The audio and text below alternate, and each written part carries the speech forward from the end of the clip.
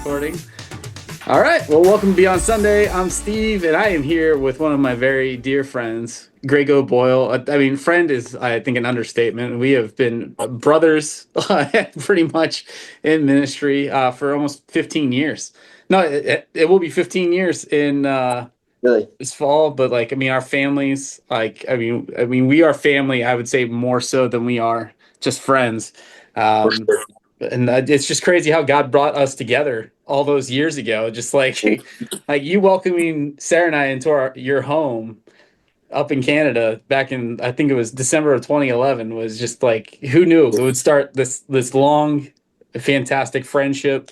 Yep. You've been a mentor to me, and I can't thank you enough for all that you do, Greg. So I didn't introduce you. I should have introduced you first. This is my dear friend, Greg O'Boyle. He's a pastor at Calvary Baptist Church in Meadville. But he has been all over the place, and that's one of the reasons why I brought him here, because part of our teen ministry is our Canada mission trip. And this man right here is the reason why that he and his family started a church in Canada.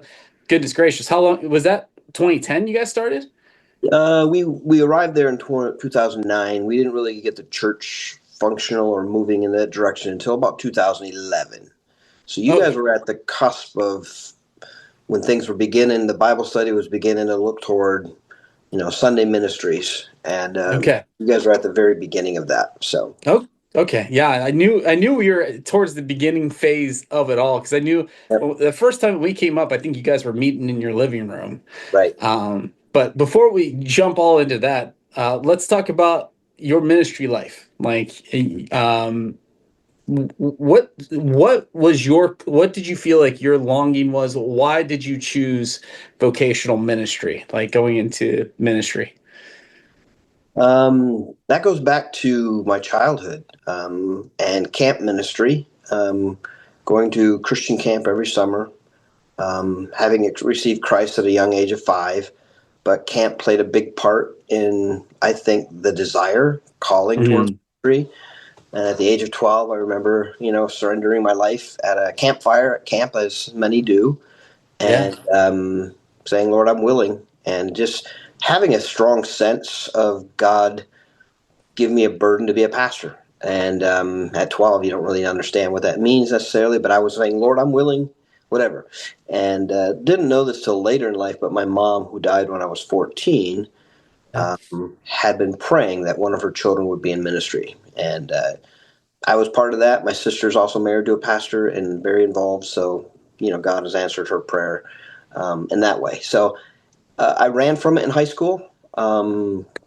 I began to say, well, that won't be cool. My friends wouldn't think it's really very cool that, you want to be a pastor. So I kind of ran from it, but I still remember the bus ride home, looking out the window, and I can still remember the exact street, the exact house I was looking at, and saying, Lord, I'm sorry. I know this is what you want, and I won't be happy unless I'm doing what you want me to do. And I resurrendered that back to him and started telling my friends when they'd ask. I didn't offer it, but when they ask, I say, "Oh, I'm going to be a pastor," and they're like, "Greg, that's really cool. I can see you doing that." And so it was the total opposite of what I expected from my Yeah. unsaved, public school friends, but their response was very affirming. And so yeah, just began to pursue that then through choice of college and pursuing ministry that way, and that was a long Yeah. time ago. No, it's not, man. That's crazy. I don't know. We've had to have talked about this at some point Sure. over the years. But like, I mean, it sticks out to me. 12 years old. That's when I felt called to ministry as well. And I didn't think it was going to be cool, but like, that's where you and I veer off in our stories, in our testimony of going into ministry. Like, your friends affirmed it. I did not get that. That was Very much. interesting. I'm not blaming my friends. That was Yeah. on me. That's crazy, just how, God has different paths for everybody in this. So like your wonderful wife Anne, who is a Mhm. massive part of your ministry over the years, where does Anne come into the picture? I transferred from a larger Christian university in 1988. I was on a wrestling scholarship and just realized, yeah, I love it, but not that much. And Yeah. felt like I would get a different and a better education, be honest with you. So I transferred to a small Bible college in northeastern Pennsylvania, and met Ann within the first week, I think, when I was there. And she'll tell you this, so I'm not making this up, but that she right away kind of had a crush on me, and I liked her as a friend, but I knew that she liked me, and I could just sense it, and I was uncomfortable for about a year, Yeah. maybe a year and a half, about a year and 3 or 4 months, and finally I relented and said, you know what, Ann Burnside, I need to ask her out. Mhm. And we our dates always centered around just discussions about life and ministry, and I realized, yeah, she was the one pretty much right away. Yeah. Yeah. So cool. So you guys met here. So that was your second year of college. You guys met. Actually, my first year, but it was the second semester. Oh, okay. You When transferred we after the met. first. Gotcha. Yep. I'm Yeah, I sorry. went right semester. Yep. You would think that I'd be able to pick up on details as we're having the conversation. Like, I get it. I get it.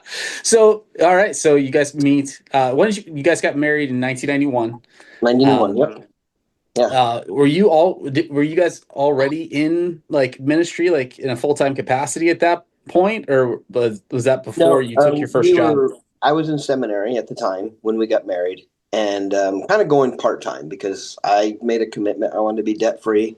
Ending seminary, so that meant working 40 plus hours, and then we had a child in '93. Calvin came along, and Yeah. as a result, that kind of slows the process down a tad, or just makes life really hard. And yeah, so I sludged through seminary from '91 to '96 when I finally graduated. But God did some amazing things, just providing for us financially at the end of our time. Yeah. And when I ended my internship at First Baptist Church in St. Louis, Michigan, where I grew up, um, not only did they call me to be their pastor, but I made a mistake on my taxes, and lo and behold, I got a return that I didn't expect, and it was enough to pay off my debt. And so we ended seminary debt free, Oh, and praise God. That's awesome. God led me to my home church to be their pastor. So it was really, I just kept seeing God just continue to just open doors, and they're the right doors Yeah. for me. And so it was just Yeah. pretty clear His direction, because I had always So, had a burden to go back to my home church and, yeah, and help them be functional and growing. that's awesome. And so, how long did you lead that church? I was there from '96 for my internship until 2005, so 9 years. Okay. And then in 2005, where'd you go from there? Yeah, 2005 and 2000, even before that. But we kind of put off the nagging of our hearts. We just always sensed God. We always said when I was going to marry Ann, she had some hesitancy when we were talking about future and ministry and marriage. And her hesitancy was that I was only going to be a pastor. She always thought God wanted her to be a missionary, and pastors are here and missionaries are here, and Okay. uh, and obviously, she realized, oh no, we're doing the same thing, just different. All matters about location, and so Yeah, we it's just laugh less we laugh about comfortable. we laugh about that today. It's fun. Um, but yeah, so missions was always still kind of, and we reached out to international students at in seminary at Keystone Junior College. And then we also, when we got to Michigan, reached out to international students at Elma College. We hosted a South Korean student as an exchange student in our home when our kids were young. I think about how busy my wife was. And just oh man, she was busy and did a lot. And I think, oh, Greg, you could have slowed down. And even today, probably she could say, yeah, you could still slow down. But that just continued to foster a desire to minister cross culturally as we engage Yeah. with these students. And so when we took Unji Kim back to the airport and said goodbye, um, that flood of desire returned immense. Gotcha. So she was from China, And no, she was actually from South Korea. South Korea. Okay. So, Yep. what led you guys to China? Like, so China, the Chinese culture ends up becoming like your primary mission field, like Yeah. ministering to people from the Chinese culture. So, Yep. like, when did that desire start growing, and like, what led you to? Probably in 2004, the missions ministry pull was in our hearts for a while, and it just intensified, especially after we dropped off our exchange student.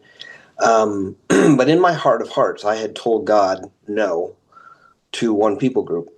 Hmm. And mainly because I had two experiences, one in college, one in seminary, and I came away not impressed. Hmm. And so I, like we humans do, stereotyped and said, nope, I don't like that people group. And Hmm. that people group was China and Chinese. Hmm. But as we met with our mission, one of our, before we were even heading toward mission, we were just exploring. And the gentleman that we talked with ran through from A to Z where they have ministry. And when he got to China, sorry,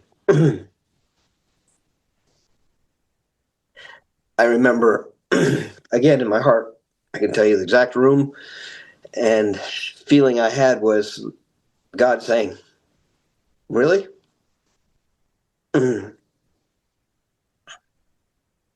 You're going to say no to people I've created? Hmm. And so I, in my heart, said, Lord, if that's what you want, I'm willing. And from that point on, man, it just the intensity and the openings just kept happening. We went through a major struggle of trying to figure out where. So Yeah. for about a year and a half, we raised support. Once we committed to that and went through candidate class, and God just seemed to be leading us toward Mandarin speaking Chinese, mainland Chinese. And we were excited about it. The team that was in China was an amazing group of people, Yeah. and we really wanted to work with them, but we just didn't sense that that was a long term thing for us.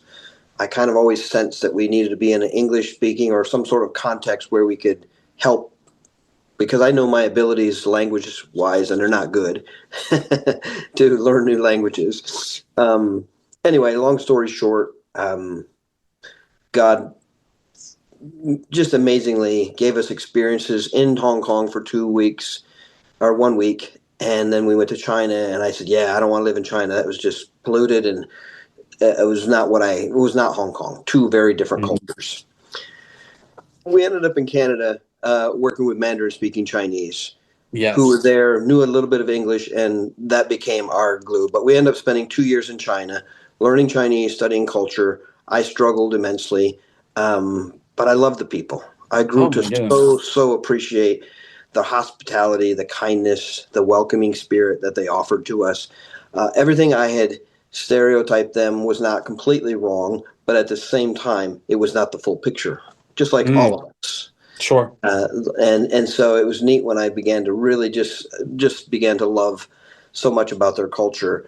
Yeah. God led us to Canada then to work with Chinese immigrants who have moved there looking for a better life in the Western world and better education and all those things.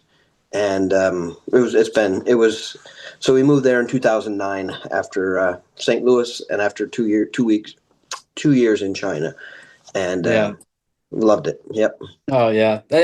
Going back to like where we kind of started in this segment, um, like when we say no to things, like when we already have this predisposition in our head, like I will do anything but Mm-hmm. this. Like that, I feel like that is always where God steps in and says, "Let me show you how this is gonna. Like I can do this Yeah, through you." that's true. And I love that. About, I mean, how many times? I mean, I'm sure that's not the only incident in your life where you said no to God, and God's like, "I'm going to show you how I can do this through you," Yeah, and how it's grown you. And I think it's always a great lesson for anybody. It's like the things that we sometimes desire the least in life are the things that when we allow God to get a hold of them, He can show us how it can be done and done with excellence. right. Because I mean, that's what I learned from you guys. I mean, that in your years of ministry in Canada, it was like your devotion to those people. I would have never known at any point you would have ever said, not this though, God. Like True. anything but this, because of just the bond, and I mean that's what like we learned over time. I mean, the hospitality of the Chinese families that we were with was above and beyond anything I've ever experienced. Yep. Once you earn their trust, any one of those families' trust, you were like part of the family.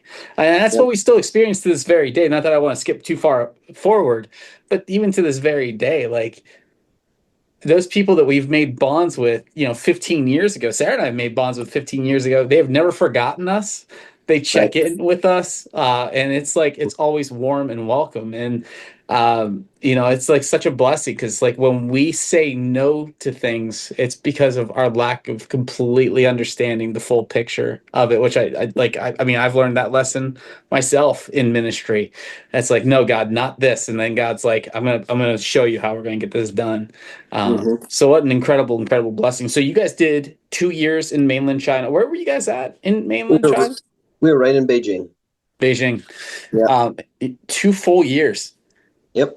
not really knowing the language. It No. was more like 18 months because we came home during the summer during the Olympics in Okay. 2008. We had a couple family weddings to be here for. And but then we went back because my language, it was supposed to only be 6 months, then it was a year, then it became 2 years because I admitted that I was struggling with the language. And Yeah. which again, thinking back, it's a lifetime of learning. And yeah, I had to I, make up for it in other ways, but 2 years in China yeah. Yeah. for the most part. I mean, you learned some basics of the Mandarin language. It is Yeah. like, it is, I mean, it is so impossibly difficult to learn. Just like people say, like English is impossibly difficult to learn if it's not Yeah. native. Yep. Chinese is like Mandarin Chinese, for certain is the exact same. I would have to imagine the Cantonese is Well, similar. Canada's another level beyond that. But Yeah. and here's the neat thing: we only spent 1 week in Hong Kong, where they speak Cantonese. Well, back in the '90s, um, many people immigrated from Hong Kong to Canada, Yeah. and so little did I know how God was going to use 1 week in Hong Kong to give me a window into even the dynamics of the Hong Kong Chinese versus the mainland Chinese, Yeah. and just the relationship and the distrust and all that. It was just again God used our initial intent of going to Hong Kong to work. So we went to explore that. And looking back, it was just like, wow, God knew all along, even though in our mistake of choosing a wrong field, in a sense, Yeah. ended up being such a blessing to us because my neighbor was Hong Kong Chinese on my right side, and Yeah. on my other side was mostly mainland Chinese. And so watching that interaction and kind of I get it now. It just all came together. So God Yeah. just he never wastes anything, and he never makes mistakes with our lives, even sometimes when we think we've made mistakes. No, and what I always loved about what you guys did was like from pretty much year one, you guys did this Christmas party where you invited the entire neighborhood.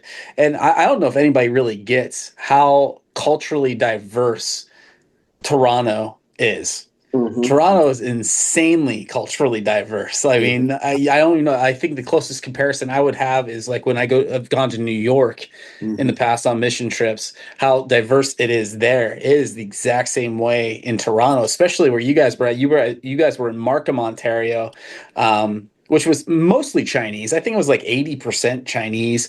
But I mean, like every culture was represented. I mean, and Caucasian was kind of the minority. Right, for sure. Not even kind of, was the minority. Like Right, might have right. been the smallest minority. Um, and so let's talk about the very beginnings of the church, like the Bible study. So you guys are start in Canada in 2009, and I think you were like a member of a church there just to build relationships, right, with people. Yeah, we started working with a different church for a while, and they were Cantonese speaking, wanting to Hmm. Mandarin speaking. Then they bring in these Americans who are English speaking to try to reach Mandarin speaking. So we did that for about a year and realized maybe a year and 3 or 4 months, and it just wasn't working. My kids Yeah. were suffering through three different translations or two translations, and it was painful. Oh yeah. Good people, and Sure. good intent, but it wasn't what we were there to do in that sense. So we asked our neighbors, whom we had gotten to know a little bit. I think Maggie had once said, "Do you guys ever argue?" And we looked at each other, Ann and I, like never, which was not true. So we started a marriage Bible study Yeah. with Maggie and Tiago and a couple of friends that they had. And again, it was all about trust. And once we built that trust with them, the web began to just spread. They began to invite others into our web, in a sense, not in a negative sense, but in the sense of just showing them the truth and love of Jesus. Yeah. and how he can heal relationships. And so that was kind of the beginning of it. And probably around 2010, we were doing that. And then 2011, we basically said, all right, we're fully committed. We're going to stop doing this and we're going to commit to this study in the neighborhood. And from there, it just began to, we got introduced to various friends. And from that, Maggie and Tiago were Taiwanese. And then we met another couple, Luke and Michelle, who were Taiwanese. So we had Yep. this, Cantonese, Taiwanese, Mandarin, mainland Chinese mix in our group. And they're all different. They're all Oh very yeah. culturally Big. similar, but different. And Mhm. so it was unique. And Very much so. Like that's some of the stuff that I learned, like just from being there. I would have never known. Like, especially with the Taiwanese, like that is not something you want to mix up with mainland Chinese at mhm. all. That is like so Mhm. taboo. But And yet yeah, in the body of Christ, we were bringing them together, and that was yeah, the beautiful. exactly. That was the beautiful thing. We were one body, and that was challenging at times, but overall, I think we were, successful in helping them see that hey, we're part of one family, God's family. Yeah. So, Yeah. No, and that's what I loved. Like our first like real interaction with you guys, like in person. We came to your house. I don't remember what day of the week it was. I just remember you guys had a TV set up in your like living room. Like you guys had like it kind of looked like I mean it was like your living room, but it kind of had like a book nook. But you had like your TV set up, and then that was church. Like you did church in there, and then kids' church was downstairs in like the right. guest bedroom play area kind Mm-hmm. of place. That's It was I not mean, very big. It was a townhouse, so the yeah, balcony was the stairs. yep. The balcony, yeah. Did anybody ever use that as a balcony? Oh yeah, Like, we would have 3 or 4, 6 people sitting on the stairs, usually my boys and a yeah, couple other people, and that was church. yeah. For about a year and a half. Yeah, but you think about it though, it's like what God was using you guys for, like in a place that is so radically unchurched. Like there's like Canada in general is not an overtly Christian country. It's not really baked into the culture necessarily because it is so culturally diverse, and so many people bring, their own faiths from whatever background they're from. Christianity doesn't really stand out. There's churches, but they're small, small. I mean, there's a few Hmm. large Yeah, churches. there's some big ones around us, and actually the Chinese were doing a really good job. But many of the churches that were there, the Chinese churches, were Cantonese speaking Really? with a Mandarin service. And so they were trying to reach their people, but they had to provide a different service because the languages were different at the core. And Yeah. the core was similar, but it was different in expression. Oh, yeah. And and so even though they were there, it was still there's that tension between that. And so and again, um, we just sensed that's where God wanted us, and we enjoyed the time that we had. You mentioned the Christmas open houses. That was our brainchild from back in seminary days, and didn't do it all the way through our life, but at Canada it really blossomed because that was Oh, the way man. friends would invite friends to meet this strange American couple who Yeah. loved Chinese people in Canada. And Yeah. so we were an anomaly in many ways, and we would make a lot of food, and they would bring their own food. We'd ask some of our people that we were friends with to bring dishes, and Yep. it was just a delightful fellowship time. And it was really no major agenda besides relationship building, Yeah. um, hoping to be able to share the love of Jesus with them over time. Yeah.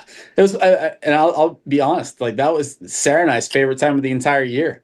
Mm-hmm. It was Christmas time, not because of like, the lights in the tree and all the traditions. Mm-hmm. It was coming to your house to be with you guys for those like 3 days where we would just Well, help you.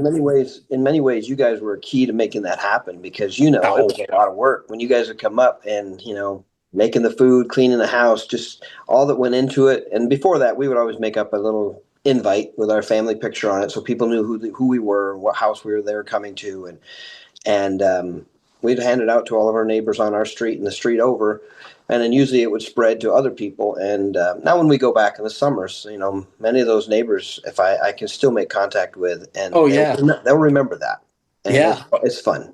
It was such that was such a special thing. I mean, I just absolutely loved it because I mean the amount of questions we would get just as Americans is always wild, especially right around the I think the 2016 election. That was Oh, an right. interesting time in and of itself. Like, I'm Yep. like, Yep. I don't represent Yeah. Right. Right. anything Right. like that, but it was like we got like just nailed with questions sometimes. But the love of the people and the connectivity, and just the welcome that they always felt like coming into your home.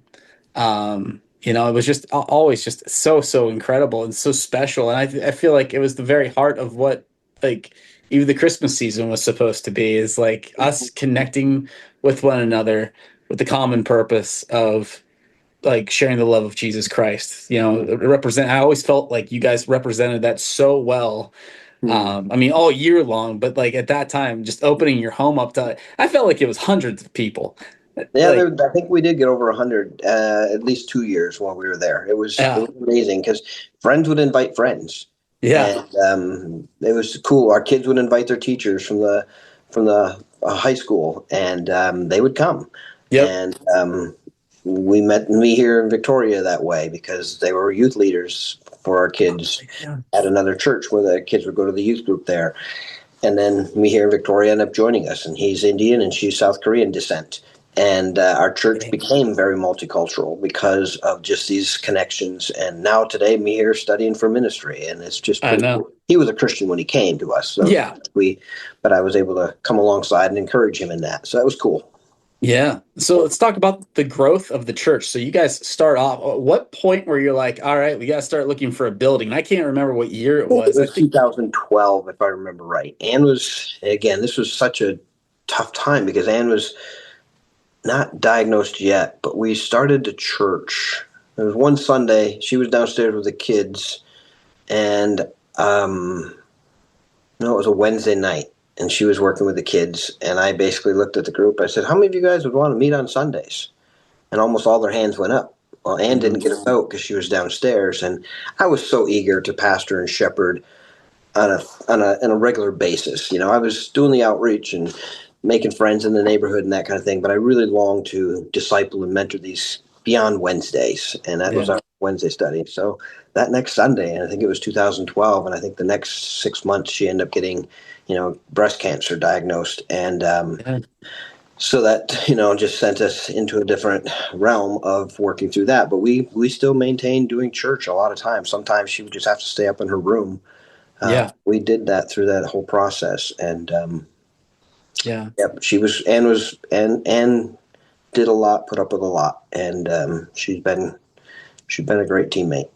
Oh, absolutely. I mean, like we could talk about the challenges of ministry within that. I mean, you guys are in a not like I mean, doing ministry in general is hard. It's never easy, like because like you're dealing with difficult things, like people bringing difficult problems to the table. Like as being in ministry, you can wear a lot of that. But most of the time, we have the comfort of also being around our people. Like we are like at home. Being in the mission field brings that extra level of challenge.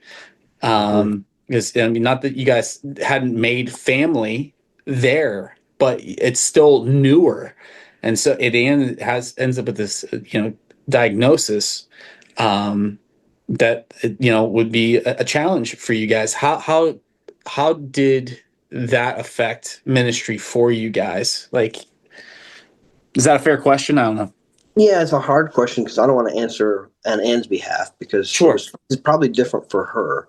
Yeah. Um, I think in one sense, they watched us process through this, Hmm. and many wanted to just say superstitiously, well, just think it's a bad cold and you can overcome it with power of positive thinking. And that was some of the mindset that some had. And we had to say, no, we live in a sin cursed fallen world and bad things happen. And we don't always know why, but it's Mm, because sin has brought about a curse.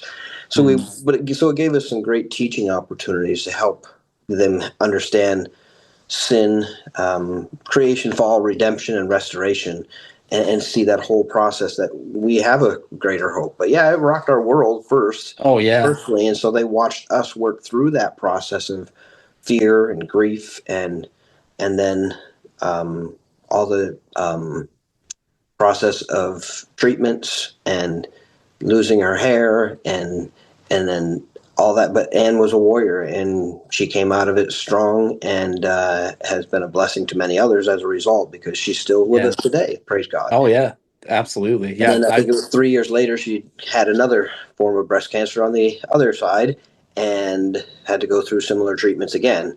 And Yeah. so again, she was tested. And yeah, you wonder sometimes how much Satan plays into that. I'm sure he does a lot, just in the sense of Mhm. we're doing his work and trying to discourage us and keep us not focused on what we need to focus on. And yet, God used it for sure to be a testament Yeah. to our brothers and sisters of what it looks like to suffer and still Yeah. keep your eyes on the goal. Yeah. And like God sees you through it every step of the way. Like even when you're in a place where you're not at home, not like necessarily at your most comfortable place, in a place that you're just trying to follow God's call. Mm-hmm. He's the provider, and Yeah. he's the protector. And I saw him do that work in and through you guys in that time. And so, we got get and not to say it was like just, I mean, as an observer of it, not and person obviously cared a lot about you guys and praying for you guys, like, but just watching how God continued to use you and your whole family in that time was just incredible, and just an incredible testimony of God's power for his people, like how he could see them through the most challenging aspects of life Yeah. in an Sometimes you environment. just forget. Yeah. Yeah. Sometimes you just forget how he did sustain you and sustain Hmm. us through that. But I know he did, Yeah. and Yeah. it wasn't easy all the time. There were days Oh. where you know, but there's no question that we knew why we were there, and Hmm. we continue to keep our eyes on him. Some Yeah. days were easier than others. Some days were harder than others. Oh yeah. But in the process, I know that yeah, God did sustain us through that, and Oh yeah. Yeah. It was harder just. as a husband because not it's not harder as a husband. I'm not saying that in that sense, but Yeah, I know.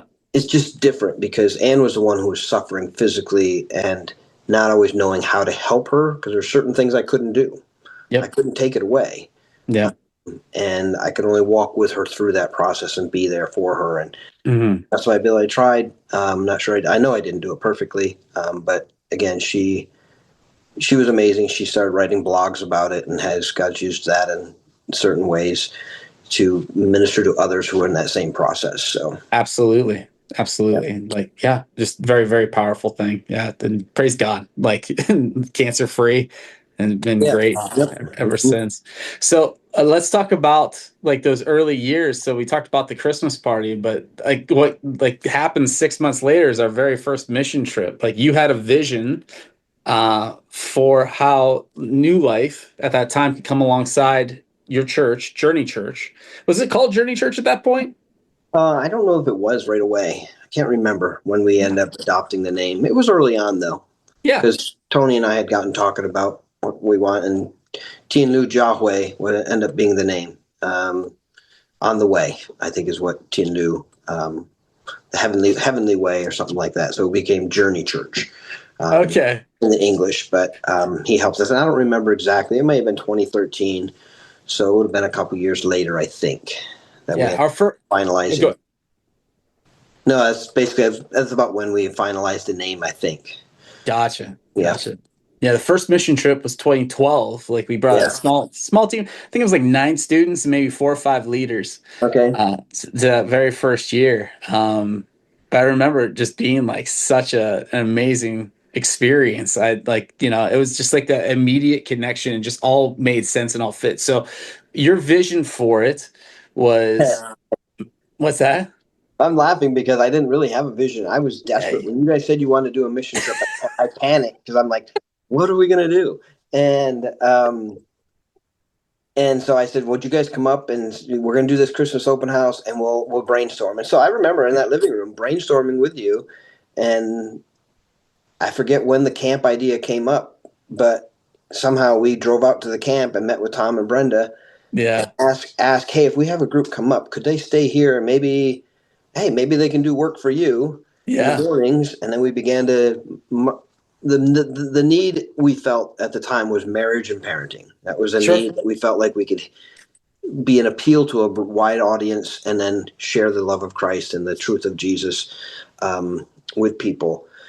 So yeah, it was kind of a evolving conversation that you and I had that weekend, and Sarah Yeah. and as a result, that's what we came up with Marriage and Parenting Week and Map Week, we called it. And Yeah. Tom and Brenda opened the camp up to you guys. You guys worked your tail off for how many years?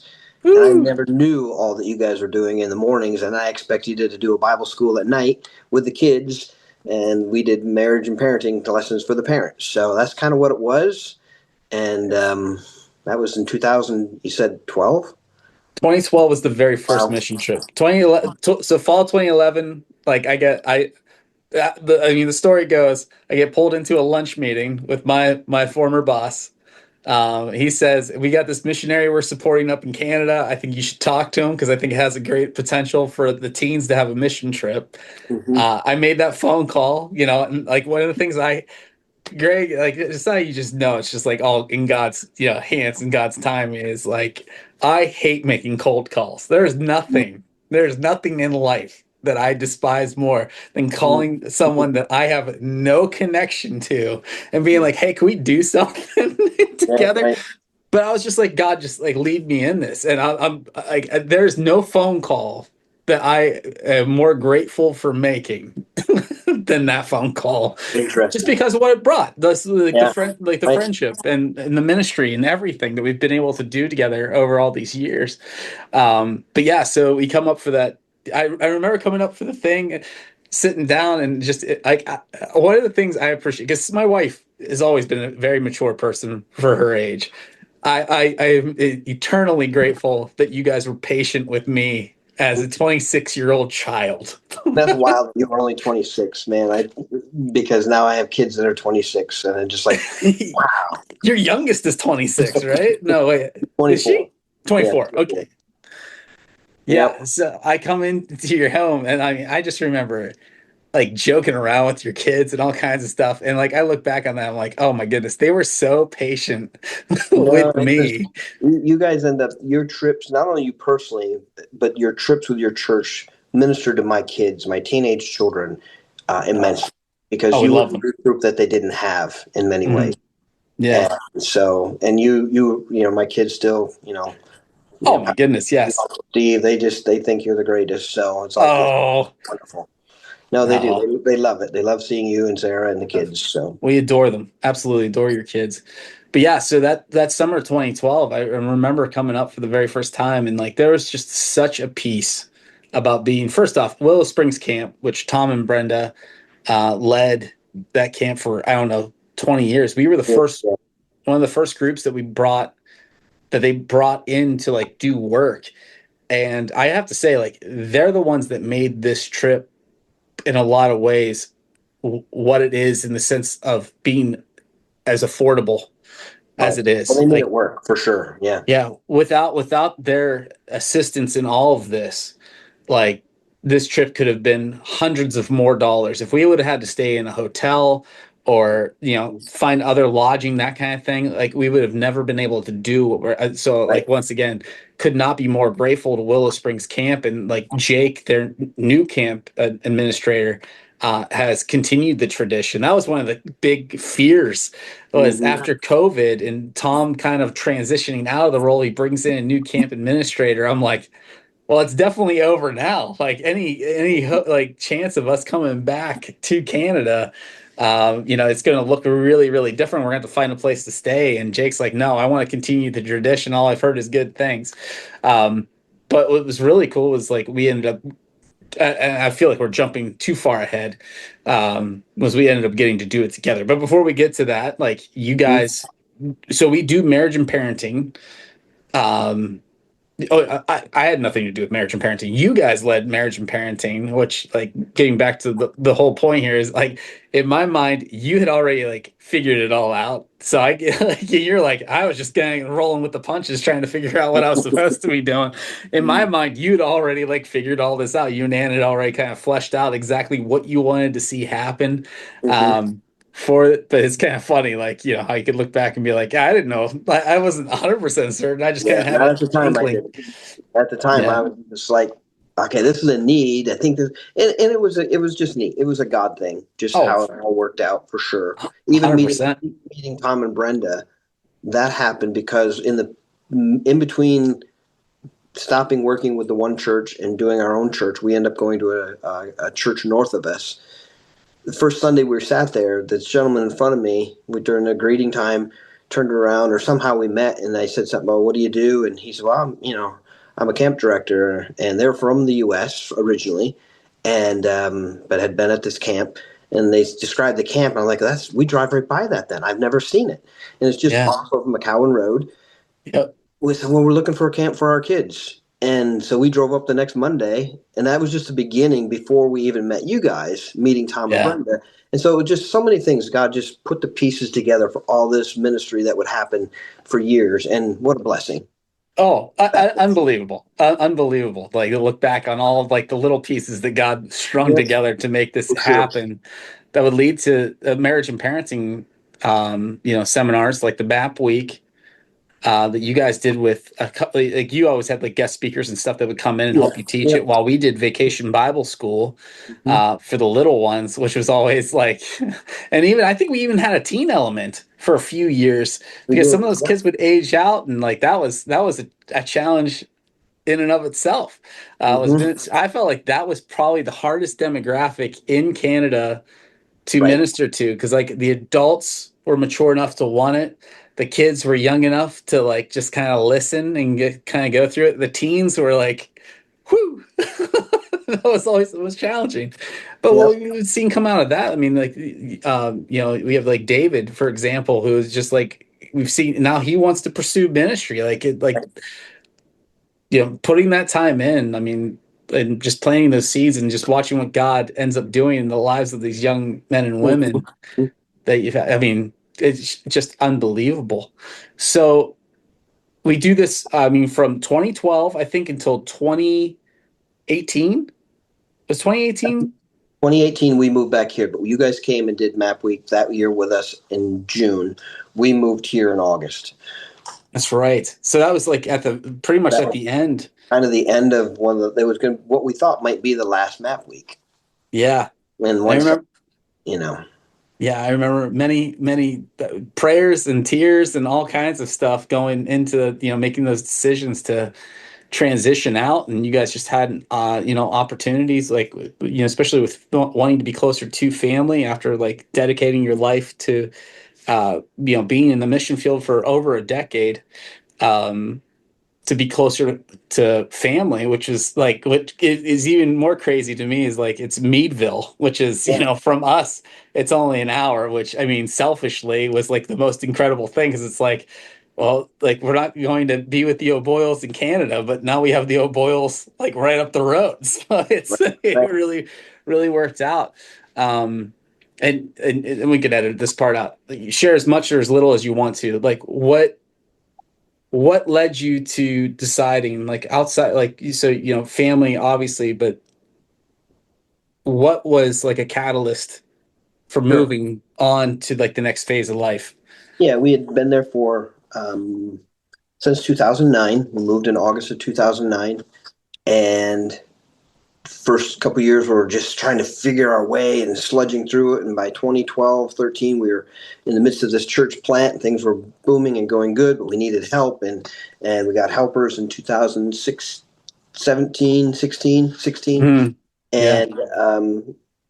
and things were really humming. We were starting to get really to the place where we were trying to move the church toward autonomy, or just even being recognized as a true church, because right now we're still fledgling in so many ways. But Anne's dad was having some health issues, and we began to wrestle with that. And 2017, we took a sabbatical for a couple months, spent some time with them, and I needed to get away from some of the stressors of life and ministry, Yep. and didn't know at the time that God was even again planting the seeds of provision for future, as I met with the pastor here in Meadville, Pastor Tim, And he had indicated, because we said someday we figure we'll be here in Meadville. I had always told God when we were dating or young married, I forget the timing, that God, I don't want to live in Meadville. And I told Ann, I don't ever want to live in Meadville. And again, you This don't is do number that. two in this You don't do conversation. that. Yeah. I don't want to do this. But we had also come to the conclusion, when your parents need us, we'll be there and we'll do that. And so in 2018, I think it was in January, no, it was in Christmas time, it was December, just spending time with them, recognizing they really shouldn't go through another winter alone. And Yeah. so we began to think that through. By January, we had pretty much become convinced that's what God wanted for us. And so we began to make that step toward, and we didn't know for sure if we would have a job here in Meadville. The mission was willing to work with us for a while in that transition. And so we were able to maintain some support in that transition. And then when we got here, we moved back with the intent that the church might possibly bring us on for support. Not support, Mm. bring us on as pastor, uh, Yeah. as an outreach and discipleship pastor. So we pursued that, and by October of 2018, yeah, that vote was taken, and we were brought on in 2019. January, I became officially an associate pastor here at Calvary Baptist in Meadville. But Yeah. God used a lot of different things in that process to get us here. There's times that you just wonder, did we do it? No, I really didn't. I'm one that when I turn the page, and I'm moving. I'm looking ahead. What's next? And Yep. how does God want to use us? And so, yeah, been here since 2018 now, and I can't believe it. Like that doesn't seem yeah, like it's almost been a decade. going on almost 8 years. Crazy. Yeah.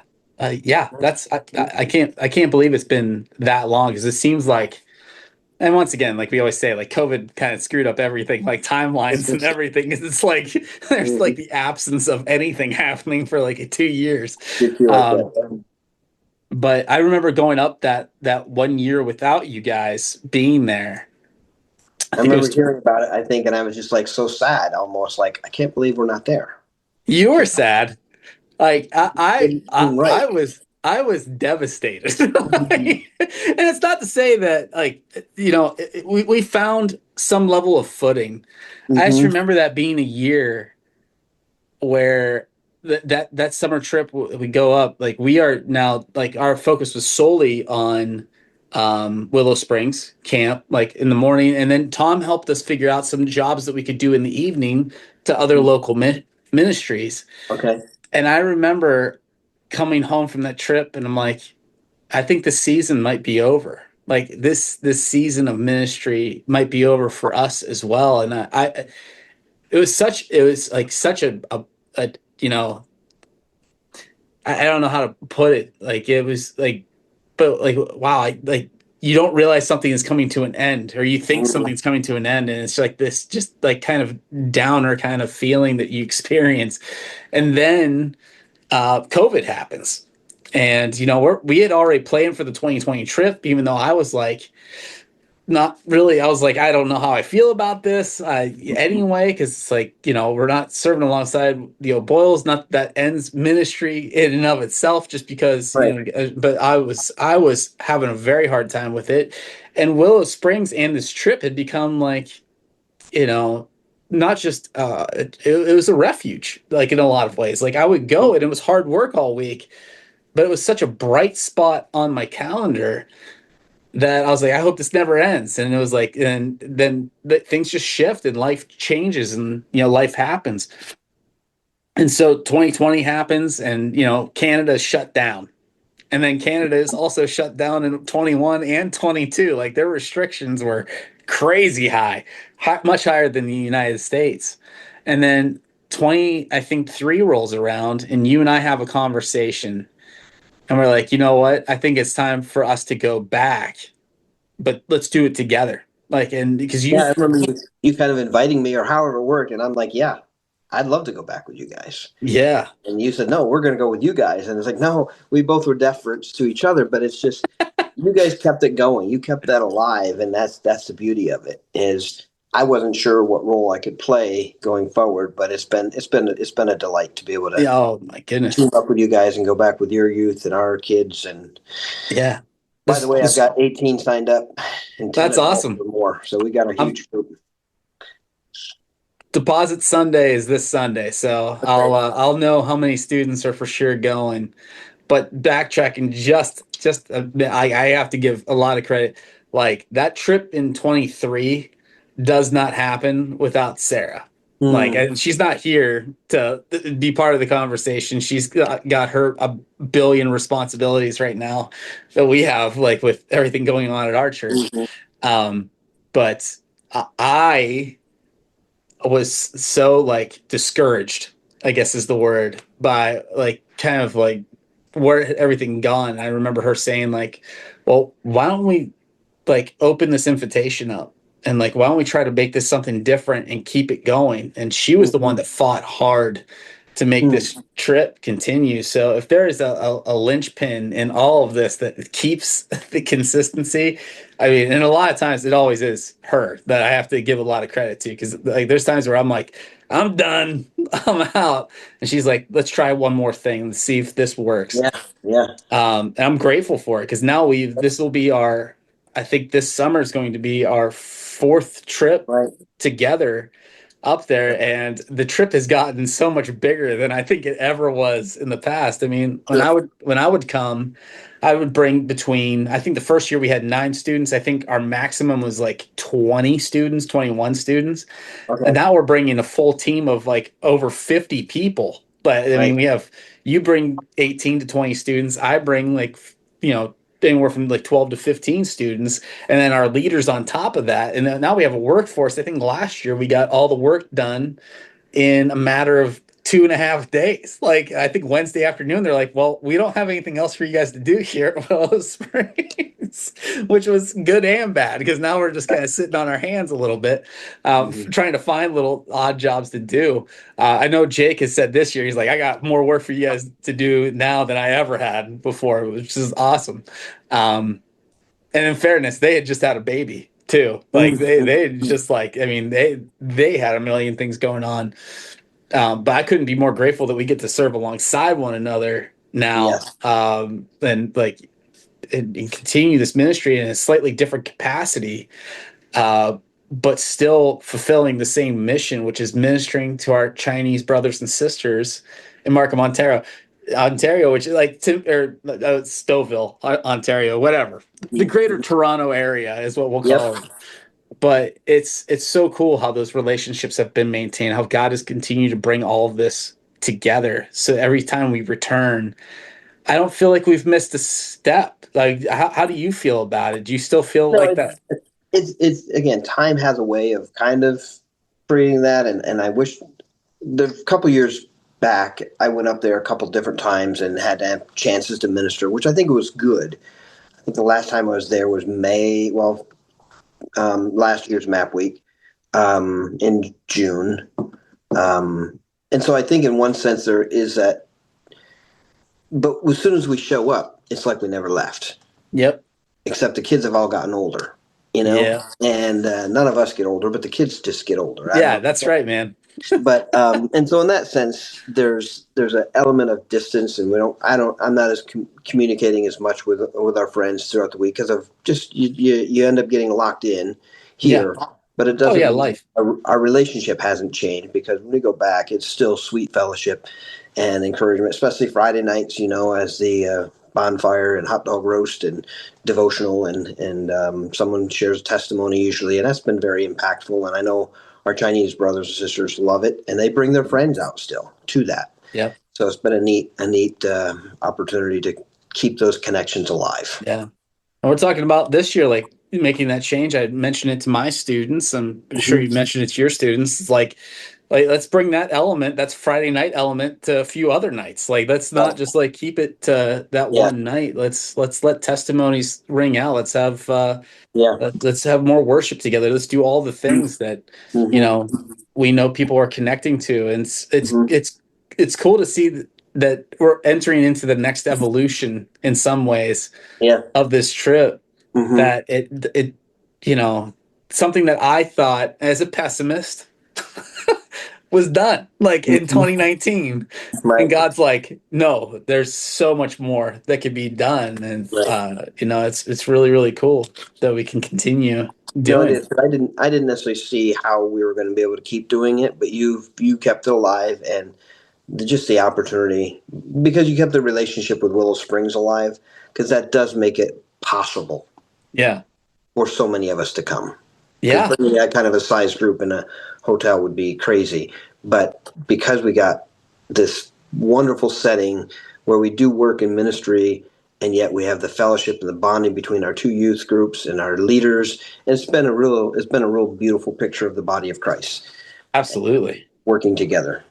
Yeah, that is one of the things that I find most incredible. I have worked with so many youth ministries over the years, and this is not a knock on anybody, but there is no like teen ministry that we have connected with that there is this level of camaraderie, Right. like actual feeling of like connectivity where our teens have like felt bonded to one another, Yep. that they could be apart for a year. I mean, some of them keep up with each other throughout the entire year. Right. Right. But it could be an entire year later and they come back together and there's no like, this is, that's your team. This is our team.